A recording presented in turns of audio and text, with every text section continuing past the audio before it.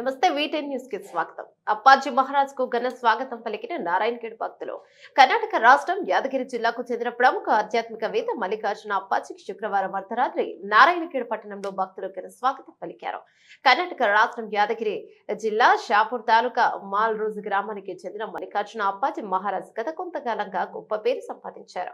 ఈ క్రమంలో అప్పాజీ మహారాజ్ను సందర్శించకుంటే తమ సమస్యలు దూరం అవుతాయని భక్తుల నమ్మకం. క్రమంలో నారాయణఖేడ్ ఎమ్మెల్యే డాక్టర్ పట్లూల సంజీవరెడ్డి నివాసానికి అప్పాజీ మహారాజ్ రావడం జరిగింది. తెలంగాణ సరిహద్దు నుండి యువకులు పెద్ద ఎత్తున బైక్ ర్యాలీ నిర్వహించి మహారాజ్ కు నారాయణఖేడ్ పట్టణంలో ఘన స్వాగతం పలికారు. టపాసులు కాల్చి పూలు చల్లుతూ మహారాజ్ ను ఘనంగా స్వాగతించారు.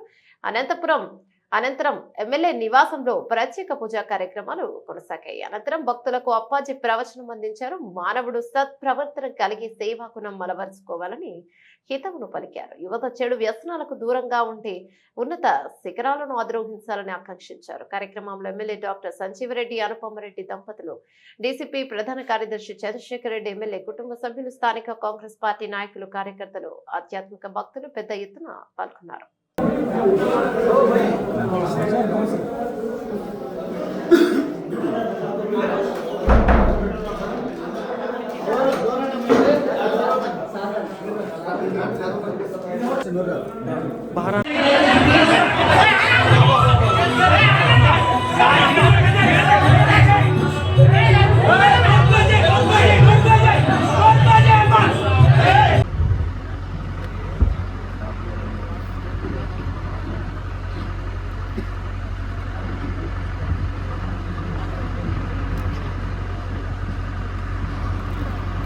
ಊರಿಗೆ ಅಪ್ಪವ್ರು ಬಂದು ಭಾಳ ದೊಡ್ಡ ಒಂದು ಪುಣ್ಯ ಅದ. ಯಾಕಂದ್ರೆ ಅಪ್ಪವ್ರು ಒಂದು ಸಾವಿರಾರು ಜನ ಇರ್ತಾರೆ ದರ್ಶನ ಪಡ್ಕೊಳಕ್ಕೆ. ನಾನು ಹೋಗಿದ ದಿವಸ ನನಗೆ ನಾನು ಹೋದಾಗೆ 8 ತಾಸು ಆಗ್ತದೆ ನನಗೆ ಅವ್ರು ದರ್ಶನ ಮಾಡಕ್ಕೆ. ಅಷ್ಟು ಜನ ಇರ್ತಾರೆ. ಅಷ್ಟು ಜನ ಅಲ್ಲಿ ಅವ್ರು ಊಟ ಮಾಡಿಸಿ ಮಲಗಿಸಿ ನಂತರ ಅವ್ರು ಊಟ ಮಾಡಿ ಮತ್ತೆ ಎಲ್ಲರೂ ಬೆನ್ನು ತಟ್ಟು ಕೇಳ್ತಾರೆ, ನೀವು ಊಟ ಮಾಡೋದಿಲ್ಲಪ್ಪ ಅಂತ ಕೇಳಿ ಎಲ್ಲರ ಜೊತೆ ಕೂತು ಊಟ ಮಾಡಿ ಅಪ್ಪವ್ರಂದ್ರೆ ಒಬ್ಬರೇ. ನಾನು ಎಷ್ಟೋ ಮುತ್ತರ ಜೊತೆ ಒಳ್ಳೆಯೀನಿ, ಎಷ್ಟೋ ಅಪ್ಪರ ಜೊತೆ ಒಳ್ಳೆಯೀನಿ. ಈ ಅಪ್ಪರ ಮೇಲೆ ಇಂಥದ ಎಲ್ಲರೂ ಮಲ್ಕೊಂಡ್ರು ನಿಲ್ಲಿಸ್ತಾರೆ. ನೀವು ಊಟ ಮಾಡಿದ್ರಪ್ಪ ಅಮ್ಮ, ನೀವು ಊಟ ಮಾಡಿದ್ರ ತಗೊಂಡು ಜೊತೆಯಲ್ಲಿ ಊಟ ಮಾಡಿ ಅವ್ರು ಮಲಗಿಸಿ ಮತ್ತು ಅವ್ರ ಕಷ್ಟ ಸುಖ ಎಲ್ಲ ಕೇಳಿ ಅವ್ರಿಗೆ ಏನು ಪರಿಹಾರ ಮಾಡೋದ ಮಾಡ್ತಾರೆ. ಮತ್ತು ಇನ್ನೊಂದು ಇವ್ರ ವಿಶೇಷತೆ ಏನಂತಂದ್ರೆ ಎಲ್ಲೂ ಕೂಡ ನೀವು ನಾನು ಹೊಡೆಯತ್ತೀನಿ ಒಂದು 2 ತಿಂಗಳು ಆಯ್ತು ಅಪ್ಪರ ಜೊತೆ ಎಲ್ಲೂ ಕೂಡಲ್ಲ. ನಿಮ್ಮ ಪುಣ್ಯ ಅದ, ಇಲ್ಲಿ ಬಂದು ಇಷ್ಟು ಕುಂತು ನಿಮ್ಮ ಬಗ್ಗೆ ಎಲ್ಲ ಒಳ್ಳೆ ವಿಚಾರ ಹಿಡ್ಕೊಂಡು ಒಳ್ಳೆ ಆಶೀರ್ವಾದ ಮಾಡತ್ತಾರೆ. ನಿಮ್ಗೆಲ್ಲ ಕಿಸ್ಮತ್ ಅದ ತಿಳ್ಕೊಬೇಕಷ್ಟೇ.